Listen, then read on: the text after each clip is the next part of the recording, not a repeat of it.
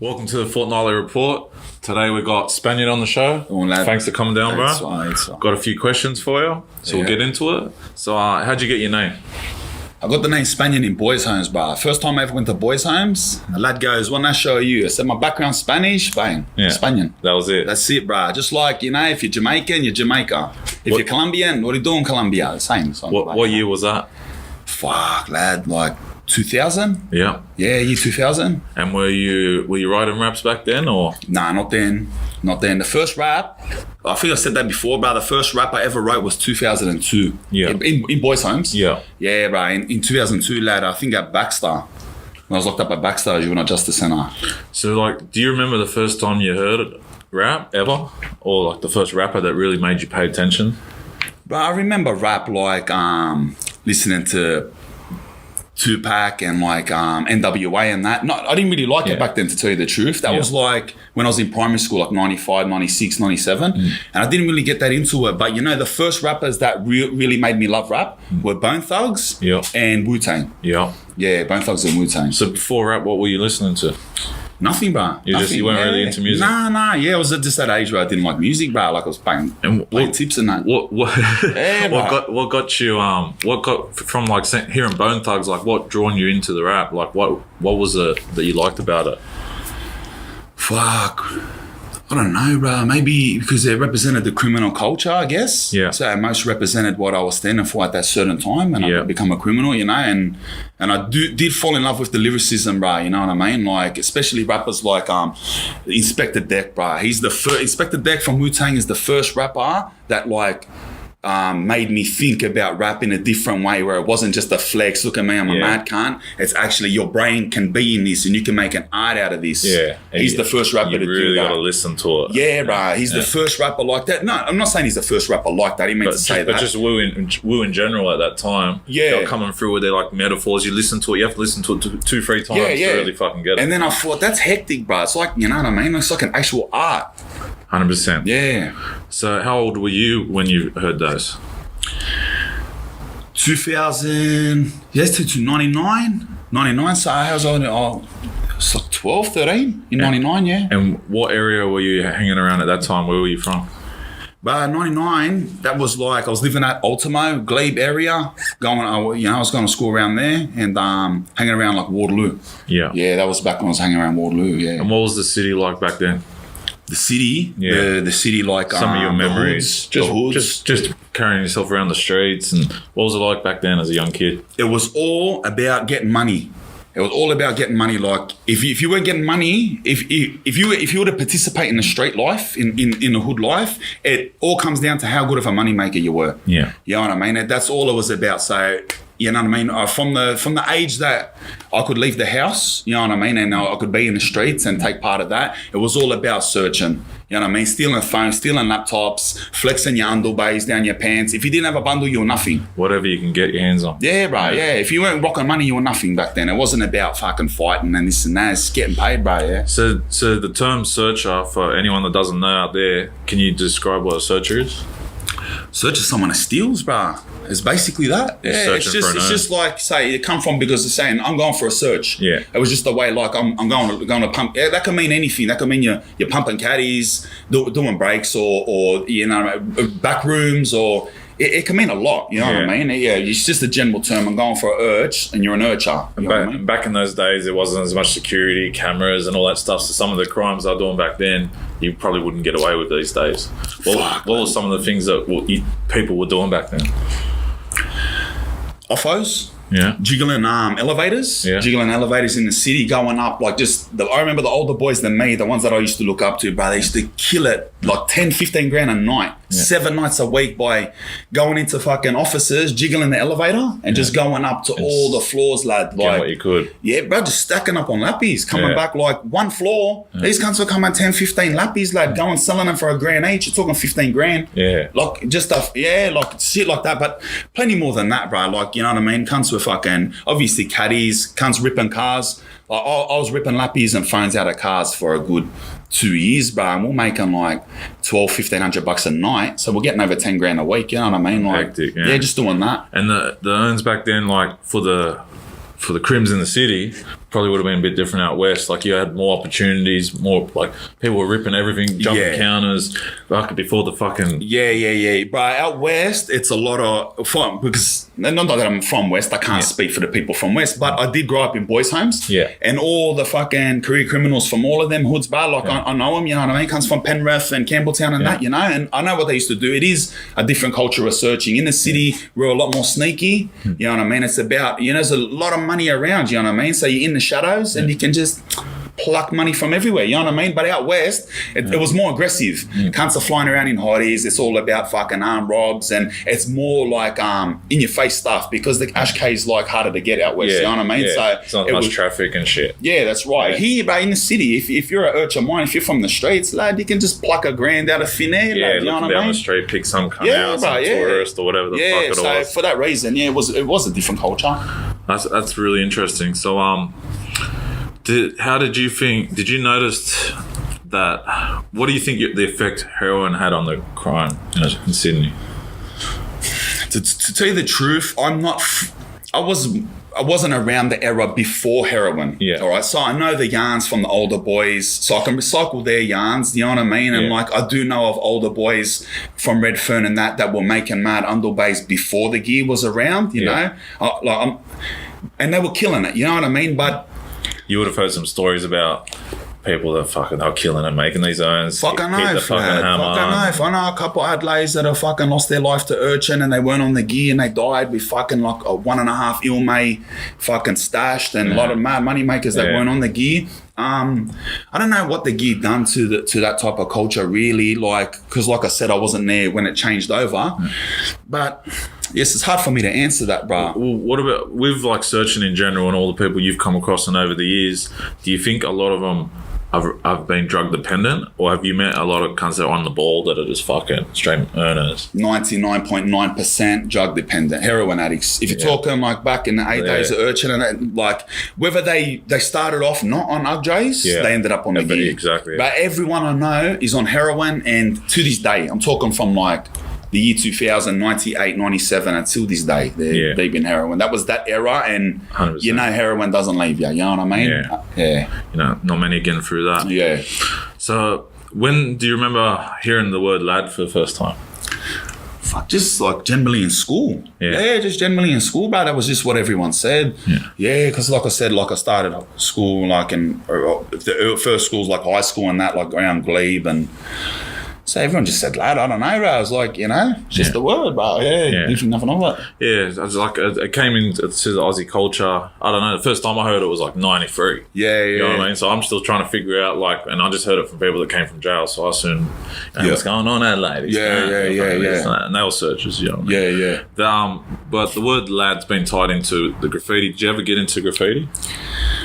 But as far as I got into graffiti was tagging my name on cell walls. Yeah. I've tagged nearly every cell wall in the system. But out in the community, bro, I've never like graffitied a wall or a chain or done any of that, lad. But like I appreciate the art of graffiti. I love it. I wish I could graffiti better. I never handled a spray can in my life, but you know what I mean? Like a lot of cell walls, bro, a lot of texters, stolen texters from education, bang, bomb the whole thing up. Yeah. So when you first went to jail, you went to juvie. What was that for? The first time I ever got locked up, lad, it was gronky shit. I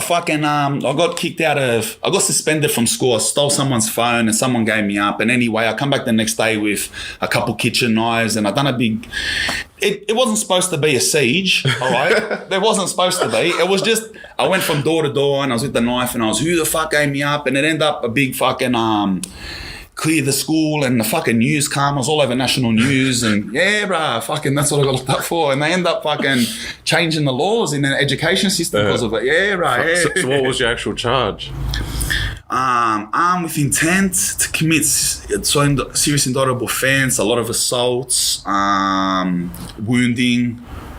So I don't know, bro, because I was that young, and then they said, I don't know, bro. So like 20 years ago. Was that the first time you'd been to jail after doing that? To boys' homes? Yeah, or any that was overnight stay? That was literally the first one. And what was going through your mind that first night when you were in there? Oh, fuck, lad. To remember that. I don't know, bro. Were you like, fuck it? I don't know if I thought I was a cool cunt or if I was spewing or if I was crying. I literally don't remember. Just you're figuring it out. You don't really know. Bro, I don't remember my reaction, to tell you the truth, And from juvie, you did adult jail. So what was the difference? Did you go straight from juvie to adult, or did you got out and... I actually went on my 18th birthday. The coppers come to Cobham. I was in Cobham. Yeah. The coppers come in on my 18th birthday and took me to jail because some people can stay past their 18th birthday. Yeah. Just depends on what your character. It depends on how long the sentence is. But it mostly depends on your behaviour in the centre. Yeah. Yeah, my behaviour was like, you know what I mean? I didn't participate. I've always been a non-participant. If you ask anyone, Spanian is a non-participant. But fucking, So as soon as I turned 18, they come and got me and fucking, they took me to Penrith cells because Cobham's near Penrith. Yeah. So I went to Penrith cells. I'm spinning out and then 2 nights in Penrith cells and they took me to Parkley. Yeah. Yeah, so that was And did you know anyone when you got there, or this is all new to you? No, I didn't know anyone at all. And what was your mind state like then? Were you prepared for it, or were you just like... I was prepared for it. You know, the first thought that I actually thought was, these cunts are fucking chats. You know, that's honestly the first thing I thought. I thought, these cunts are grubs. Jail's like full of fucking chatty cunts. Like in juvie, everyone's fresh, everyone cares about everyone's showered and everyone's like healthy. And I got to jail and it's just like, fucking just scumbags. And I was like, oh, these cunts stink. I remember I rang fucking my mum. I was like, Mum, these cunts in here, they full stink. Yeah, bro. That's my first thoughts. And what year was that? It was like the start of 04 or the end of 03. I don't know exactly, bro. Start of 04, I think. So from there, you've done a lot of time since then. How have you seen the generations of crooks change? Did you see more the end of the older crooks? When I come in to jail, that was the end of the heyday, like 03, 04. That was the end of the days where like the wars you hear about, the Kuris or with the Lebos, the Islanders with the Asians, these cunts are getting these cunts. That was the end of those days. It was still, when I went to Parkley then, it was still extremely violent. It was racially segregated.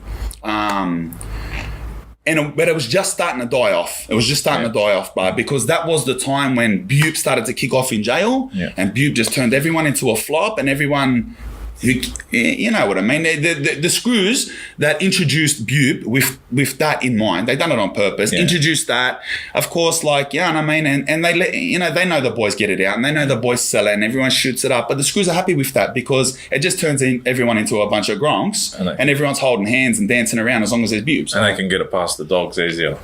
Back then, no, like it doesn't. No. Well, no one used to get it in from outside. It's just every yard in every jail in New South Wales has 1 or 2 inmates on the Butte program, and they divert it from the clinic. All right. Yeah, they divert it from the clinic, and the screws know that, and the nurses know that. It's been going on for a long time, and they don't put a stop to it. Any day they want, they can say no more Butte in the system, but they wouldn't do that because everyone would be healthy, and everyone would be angry, and everyone would be horny, and everyone would be unching on, and they can't have that, can they? Sedate cunts. Yeah. So, did you notice like around 2003, 2004, when ICE was started to become really popular, did that change the prison culture? ICE had, like, honestly, no impact on prison culture at all that I could see. Yeah, people would rather be down than up. Like, but it's all Butte blood. Yeah. Yeah, like some cunts get in like here and there. Cunts get in a bit of Eargo, a bit of ICE, whatever. It's like, it's so minuscule that it doesn't even affect the culture of jail. Yeah. You don't notice. Yeah, no, you don't notice it. There's not a bunch of ICE heads in jail. Like, fucking, past fucking how many, fucking over a decade and a half, but I've barely seen a bunch of cunts ice, and like I count them on my fucking 2 hands, you know what I mean? So when you were doing time, you've done a lot of time, so you must have seen a lot of cunts get released, come back. Yep. Fucking, how do you think it changes people for the better or the worse? Like, you've probably obviously seen fucking cunts hang themselves, to fucking cunts become reformed and everything in between. Themselves, I've seen a couple cunts reform, very rare. The suicides are very rare too, you know, like maybe 4 or 5 I've been there when it's happened. But But I don't know, lad, like if what jail makes people worse or better. I don't think it does either. I think it's completely dependent on that point in your life where you're at, and you will do what you're doing regardless whether you're in jail or not. Yeah. Yeah, I don't think that it does affect. I don't remember ever going to jail and becoming worse of it or becoming better because of it. Yeah. Maybe learn more tricks. Yeah, maybe learn more tricks. Yeah. So what was some of the things you did to pass the time In jail? Yeah. Just non-stop training, bruh. I trained for fucking the first parts of my jail career in juvie, I was just a bad junkie. So it was all about just jumping on and get my hands on whatever I can, cigarettes, fucking whatever. But then when I got off Ugdrays in say it was 07 at Junee, and then I just put my mind into training, lad. I just non-stop training, bruh. Aesthetically training. And then I got into MMA, and I just went hard 5 years, jiu-jitsu and Muay Thai, hard out every day. And how'd you met someone in there that knew how to do it and they taught you? Yeah, bruh. Yeah, some good training partners. Yeah, there's a lot of cunts in there that fucking, you got a lot of cunts that really, really good, bro. There's a lot of weapons in jail, bro. Yeah. A lot of weapons in jail. There's a lot of cunts in nail jail, lad. If they got out and they jumped in the fucking MMA scene in Australia, they'll be lifting cunts. Yeah, bro, yeah. Non-stop training and shit. Yeah. So, what are some of the funnier times? Light-hearted shit that you do? What's something you just think about that just makes you crack up that you're seeing in there? Bro, we used to love gigging new inmates. Yeah. You prey on their anxiety. Yeah. So if a cunt comes to the yard, he's not from the system, he's a newbie, and he comes in the yard, he's looking around, he's real nervous, doesn't know how to act on that. And you go up, bro, and you just gig him, lad, and they don't know how to react, bro, because they judge you and they look, is this kind of murderer? Is this kind of grump? And they you know what I mean? Yeah. So we used to do funny things just dumb shit, bro. I'm not going to say it. It just sounds stupid, bro. But just gig him, you know what I mean? Yeah, hard. Yeah, we used make to fuck shit. Yeah, bro, just gig him, lad. Just say freaky words to him and make him spin out. And just stupid shit. But yeah. What's some of the worst things you've seen? Worst things I've seen. Fuck, lad. I remember being outside of the cell a few times where people have I remember stuff that's, people are getting stabbed so much that they're literally crying for their mum. And I remember lads, these are older cunts than me that it happened with, bro. The older generation than me, bro. When I come to jail, all right, when I was 18, the lads who were 30 years old, the older boys then, they were fucking vicious cunts, bro. From all nashos, but the older Kuris, lad, when I come to jail, the Kuris, bro, the famous Uri case, I'm not going to say their name, they'll fucking come after me and knock me, but back then, you know what I mean? There were some older Kuri cunts getting around, lad, from fucking Walgett ways, Kenya, savage men. Yeah. Savage men, very scary men, murdering cunts. They will murder you over anything. And I've witnessed a couple. I used to be too scared to look some of them cunts in the face, bro. And I remember being outside the cell walking past, and they're just in there stabbing a cunt that's literally crying for their mum and their wife and just not giving a fuck. Bro, just really bad shit. Sticks with you, yeah. So, were you doing a lot of writing in jail for your raps and stuff, or was you just here and there? When I got off Ugdrays after 07, and then I started smashing the rhymes, bro. Yeah. I started. When you got your mind clear? I got my mind clear, bro. Yeah. And so, is there much talent in jail? Some cunts in there that could have done it right on the outside, but just never put their head down? I've met a couple good rappers, bro. A couple. I'm not going to say there's a lot. I've met a couple good rappers. One of them, bro, Viliami Lavula, he's a mad cunt, bro. I don't know what happened to him, but he used to rap this Bone Thug style. Yeah. But he was real good at it, bro, and it was fucking gangster, lad. And how I see the young lads now, they like to rap fast. Yeah. And I hear the young lads rap fast and this, and I was thinking, bro, if these cunts met Viliami, that cunt used to axe it, bro. And he's been doing that shit for 12 years, but you'll never hear of him, you know what I mean? Did you find a lot of the Islanders used to like rap like Bone Thugs, and they'd all go. Islanders used to love Bone Thugs. That's it's like Maoris and fucking Islanders used to love Bone Thugs. Yeah, I remember that. And because I used to love Bone Thugs, you know, and I was like one of the only Islander cunts that didn't love that love Bone Thugs. But yeah, they did a lot of most Islanders. If you say something about Bone Thugs, they're like, oh yeah. But I fucking love Crazy Bone. I think I've said this to you before because you're saying how you met Crazy Bone and you know him, bro. That cunt is, bro. He's a humble guy. He's a real good bloke. Top 5 ever, bro. So did you do any courses in jail? Was there anything to help you out? Did you read or like educate yourself in any way? Not really, bruh. Not really. Like, most of the courses are in jails where, like, you got to get good classifications. Like, you got to behave, go through the system and end up at a good jail where there's a lot of things that you do, work opportunities, like day leaves, like mad TAFE courses. And you got to work your way to that. Work your way. And I never went to them jails ever. I never been to minimum security jail. I've barely even been to a medium security jail. I think twice ever. But yeah, so there was no opportunities, just general, generic, like get out the yard, tick the box, like maths and English stuff. But yeah. So I just do it just to get out the cold, really. So how do you think crime has changed from back in those early days to today? Like, what do you see people going in for now that they weren't going in for back then? Well, I haven't been in jail for fucking 2 years now. So I've been out for 2 years. So, but in that last lagging, fuck, has it changed? Like fraud and shit, or yeah, there is a lot of cunts doing fraud, lad. Yeah. Just more fucking. I don't know, bro. Because you know, in the later years of my lagging, bro, I just really stopped talking to cunts, and I stopped talking about crime. I just didn't want to bar of it. I was just so sick of it. I don't want to hear what you're in for. I didn't want to know. Don't look at me. Yeah. Did you feel like you were semi-rehabilitated, or you just came to a point where you just like, I've had enough of this. I'm just gonna start. Yeah, bro, in my last lagging, it was my longest lagging. It was nearly 6 years, so it was the longest in one go. Yeah. I hated jail so much, bro. In the last 2 years, lad, like, fuck, bro, I hated it. I used to literally just look at the floor. Cunts used to think I was a spinner because I just, you know, cunts at first, jail's new to them, they're excited. Look at me, fucking, look at my chin-ups and this and that. I'm like, bro. You've been through all that? Or too much, bro. I just used to look at the floor and just, like, didn't want to bar of it, bro. Did you think that you had to get your mind right to prepare yourself? Yeah. Because I had a kid and my son was born when I was in my last sentence. Yeah. He was born, and I didn't get out till my son was like 5 years old. Yeah. So fucking, I did have something different to get out to, you know, something that I had to change for. That last night before you got out, what was going through your mind? Last night before I got out. Oh, bruh, hard question. Were you excited? Were you nervous? I was spinning out. Yeah, I was spinning out. You know what I mean? But it's a slow build up. It's not just that last night. But I remember I had a cellie I didn't know, and I was just laying there, bro, and I was just fucking. I gave all my stuff away, so I'm in an empty cell.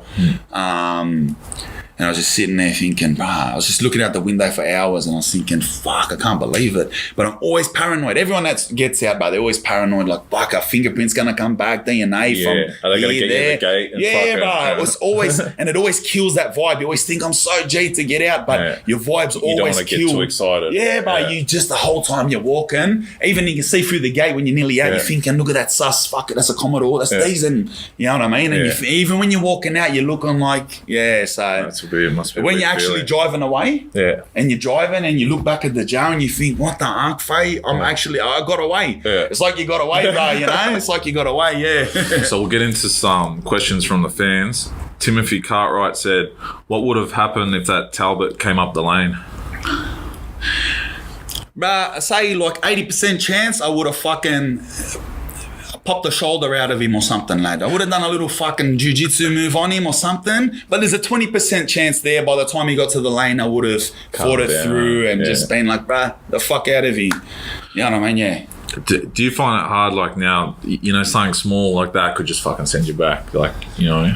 That's probably my biggest risk factor. Yeah. You know what I mean? Because like with my criminal record, lad, it's deep, bro. My criminal record is deep, lad. So anything I do, it's just like, you're talking years, bro. Yeah, something small can be lad, big. some cunt comes up on the street, junk cunt, this and that, you know what I mean? And everyone's got an inclination to fucking speak to Angies. They got no inhibitions about that. So we have a fight on the street and I smack a cunt in the face, he's gonna smack me, and what do? Then I have to say, no, he smacked me first, and then I'm a dog, and then it's like, and then if I don't say he smacked me first, then I'm just the aggressor, and then 4 years jail, and it's like, wow, what the fuck you do, you know what I mean? Yeah, it's hard. Yeah. Just gotta watch your steps. Yeah. Mr. Lincoln Palale said, what is in your backpack you wear while filming clips? Sandwiches. Sandwiches, bruh. Diet Coke. Yeah, bruh. That's it? Fuck, I get hungry, lad. Yeah, bruh. Yeah. Declan Godridge said, would you do a backflip on a trampoline for $200? Of course. Who wouldn't? $200. I'll probably break Did you say 200? 200, yeah. Yeah. $50, lad. Send it. Kira Swift said, are there any rappers that claim to be hard and actually are that you know of? I don't know, bro. I don't know any rappers personally. I don't know any rappers personally. I'm not part of the scene, lad. Like, I mean, you look at me, bro. I'm by myself all the time. I do my own clips. I fucking shoot songs. You know what I mean? Send them out there. I'm not yet participate in the scene. Like, you know, hey, hang around this cunt, hang around that cunt. So I can't judge their character. Yeah. Who knows? They might be the hardest cunts in the world. They might look like Wombat. You know what I mean? They might look like him, and they might be fucking, you know what I mean, serial killers. Might be like, Martin Bryant. Yeah, bro. Like, you know what I mean? How can I judge? Yeah. Look at Martin Bryant. Yeah, that's exactly right, bro. That's like shout out to Wombat, young Martin Bryant. Yeah. Rupert Goldstein said, what are your thoughts on the state of the inner city, Sydney, Glebe, Woolo, Surrey, Urco, Newtown, etc.? Do you think that gentrification has been a good thing? Oh, gentrification has been a good thing. Did you notice a big change from going in, going out? Of course. Yeah. It's all dead. There's you know what? There's just Waterloo really left. You know what I mean? Like, yeah, it's so different. It's so different, bro. Like, yeah, it's good. How can I say it's not good? That there's not fucking a bunch of fucking degenerates running around stealing everything, using drugs and fucking hurting people. How can I say that isn't good? But at the same time, I have a bit of nostalgia about the old ways and yeah, bro. So like the block I'm upset. And all that. Yeah, Everleigh bro. Street. I went past the other day and they knocked the fucking flag down. I used to live on Everleigh Street. I used to live down the block. True. Yeah, bro. Back in like 05. And bro, I was fucking participating there, yeah. You couldn't walk down there if you weren't somebody. Yeah, if you weren't from that hood, lad, yeah, lad. I used to stick out, bro, to the ungies. I'm the only woke cunt on the fucking block, lad, you know? I was a young cunt, but fucking if I had warrants, that woke cunt there, bro, you know? So Robbie Schumann said, in the previous interview you did, he was wondering what drives you to stay on top and trying to be different. I'm not trying to be different. I'm just being me. I'm not trying to give a fuck if I'm different or the same. I'm just being me and I just happen to be different, yeah. You're just going to do you, and if they like it, they like it. That's it, bro. I know what I like. I make music because I like to listen to it, and I know what type of music I like to listen to, and I act as myself. And if your perception is that I'm different to everyone, thank you. I'll take it as a compliment. Thomas Gale said, back in your day, what was the go-to pair of jails and shoes? And he also said, bars are unmatched, cars keep it up. What's the go-to pair of jail shoes? Yeah. Asics. Yeah, lad. Always been Asics? Asics, bro. Asics, lad. You never find me in... No, Asics, bro. I say it all the time. Money maker shoes, lad. It was imprinted into me, bro. Imprinted into my... It'll never leave, lad. I'll be old fucking deviant in a pair of fucking Kayanos, bro. You reckon the Asics thing started in jail? Like the jail fashion? Maybe before my time. I can't comment on that, but I just remember the older boys, if they were making money, they were going straight out for a pair of Asics. So, but they might have got it from ALJ, yeah. Just some fast running shoes, really? Yeah, bro, yeah. Jude Nostra said, do you smoke? Nah, no smoke. Riley Dash said, did that bum come up the lane and did you show him something? He didn't come up the lane, and you could see that. And I think I showed him a couple things where he stood. Yeah. Showed him enough? Yeah, showed him enough. Cooper Axford said, are there any Australian artists that you would really like to collab with on a track? Yeah, well, my color. Are you talking about like out of like true love? Like, but collaboration is a general exchange of. Sometimes you just want to get on there to fucking destroy cunts. That's exactly right. Every collaboration is somehow you're looking for. Is it favourable to you? You know what I mean? The way I see collaborations is like if you're collaborating with someone, me as a nobody, I'm fresh. I want to collaborate with cunts that are killing it. Yeah. If some cunt's got 50,000 subscribers, if some cunt's video's got 1 million million views. Chuck me on there, lad. Look what I can do. Yeah. You know what I mean? Yeah. It's as simple as that. Exactly. And if you're the person with heaps of subscribers and heaps of views already, and you're looking for a nobody to come on your track, you want some cunt that can actually kill it and make a track mad. So that's the general exchange, I would say. Yeah, that's it. Yeah. And he also wants to know, what are your main goals you want to achieve within the music? Fuck, I don't know, man. I get keep mood yourself swings with busy? that. Yeah. Just to put out mad music, bro. I like the feedback. I like how everyone says you're the maddest lyricist and this and that. It's mad, bro, you know? And fuck, I would love to make music with those mad fucking underground US rappers, bro. Any cunts that are like Vinny Paz, Diabolic, you know what I mean? You know, you all know I love Passionate MC, but, you know, Mr. High, just them mad cunts, bro, you know? I'd love to make music with them. Immortal Technique and stuff. Immortal like that. Technique too. I just left him out because I know he doesn't make music, but yeah. He doesn't do anything anymore. Nah, yeah. But of course Immortal Technique, yeah. Self-titled, bro. Self-titled. Yeah, that's him. And with that sort of rap, is there anyone these days doing that sort of rap that you listen to? Like, because all those names are pretty like Other than them? 10 plus, yeah. Other than them? Do you mean here? Like anyone with bars, because they're pretty much known for their bars. Yeah. You know what I mean? Like, who would you say their equivalent modern day is, or if there is any? I would say that whole scene that come out of like Team Backpack and cunts like that, like Passionate MC, 6 Seconds, Denzel Porter, Chris Rivers. That's Big Pun Son? Yeah, Big Pun Son. Yeah. Cunts like that, bro, they are mental. And they got this shit down pat, bro. They are mental. Jacko Loren said, what are your views on today's Oz rap / grime scene? I wouldn't say the Oz rap is just grime, but let's just talk about the grime. What do you think about the grime scene? I don't like grime. I've made that clear many times. I don't like grime. Like I said, it's nothing. It's nothing against the rapper. Grime. I don't know what grime is, but like, is grime? There's a grime track. Are you doing a grime track just because of the beat? To me, it was just a UK thing. Yeah, You know what I mean? so I made that track with Spinner, and he goes, "Let's make a grime track." And I go, "What makes it a grime track?" And he goes, "I'll choose a grime beat." Yeah. So I rapped on that grime track. Yeah. Talk too much.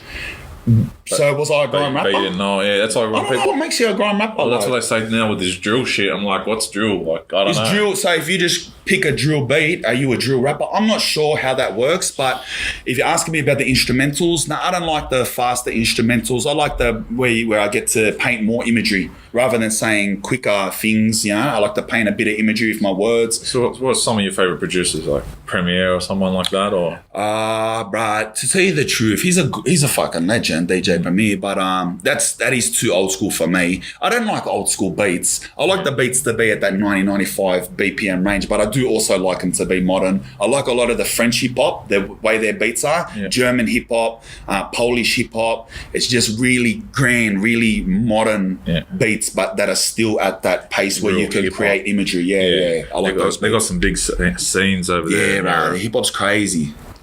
Kira Swift said, serious question, were you really axing it back in the day? How hard were you and the boys chopping in? By that, does she mean? I guess if you were getting on it back in the day, how hard was me and the boys using heroin? Is that what I'm... Just axing whatever you were on.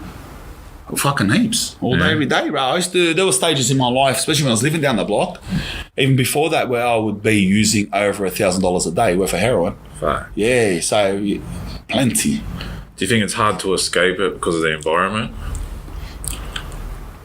For other people, I'm not sure, bro. It's a deep question. I found it easy to escape it when I decided when I come to that point I'm escaping, I escaped it. And I didn't leave the environment. If you got to run from your problems, you're not solving nothing, you know what I mean? It's like my famous saying, bro. Like my famous saying, I'll pretend it's famous. But I always say to the boys, you know, they go, I've got to get out and I've got to go out here because I don't want to use the gear. I don't want to use the gear no more. Yeah. And I say, bro, if you're an Unky J and you move to the Northern Territory where there's no gear, maybe there is, let's pretend there's not.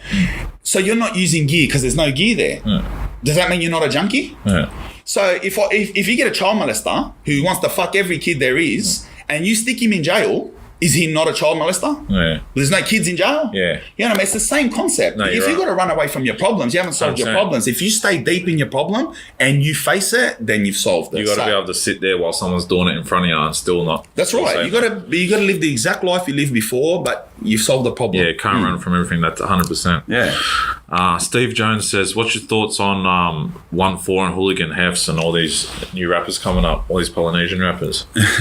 1-4, but I reckon it's fucking. But I don't listen to it a lot. I listen to 1-4 a couple times and 21 District. Yeah. And but I reckon it's fucking hilarious. I love it, bro. Yeah. I reckon it's hilarious, bro. They could crack up little lines like, what's it? Your crew gangbangs in protection. Yeah. I cracked up that, and that other lad from 1-4 when he said that line, something about hit me on Wicker.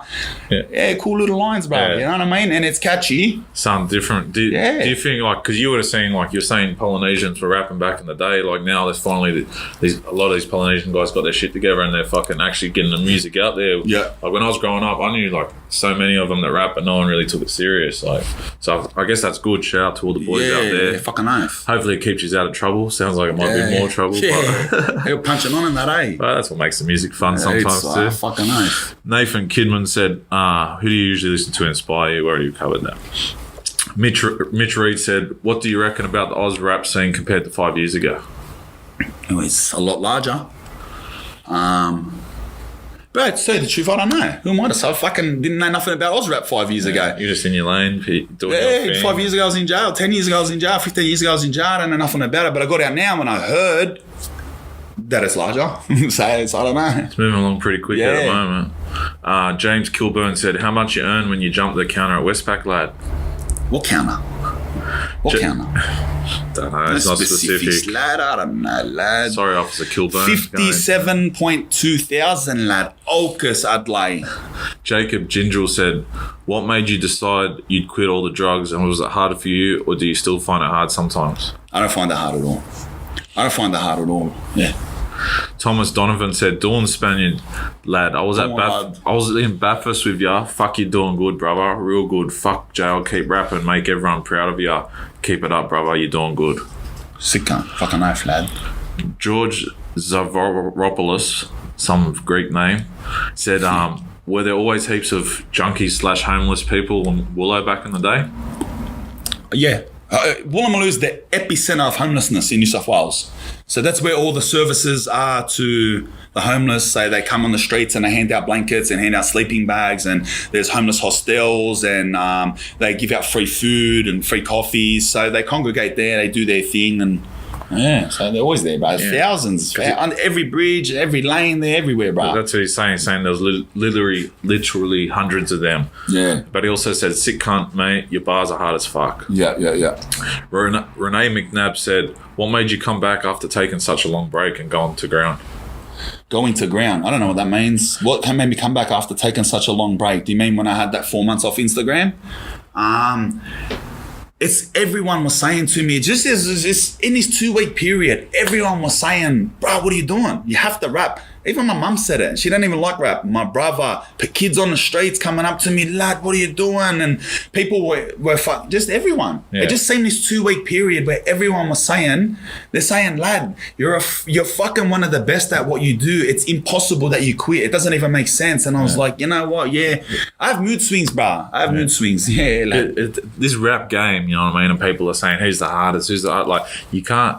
It's almost theatrical at sometimes with these rappers and shit, you know, and the way the game's played and this, that. And if cunts were really fucking going on doing half the shit they're talking about, half these rappers would be fucking dead or in jail. Of course. So I think people see in you the authenticity, and you know what I mean? Like, and you know what, people coming up to you in the street, does that keep you on point to be like, fuck, you know what I mean? Yeah, it's mad, bro. It's mad. Especially fucking in the last, like, because I released them couple tracks, you know, and fucking, it's like every day, like 3-4 times, I'm getting photos with cunts. It feels good. Yeah. Yeah, bro. It plays right into my narcissism. 100%.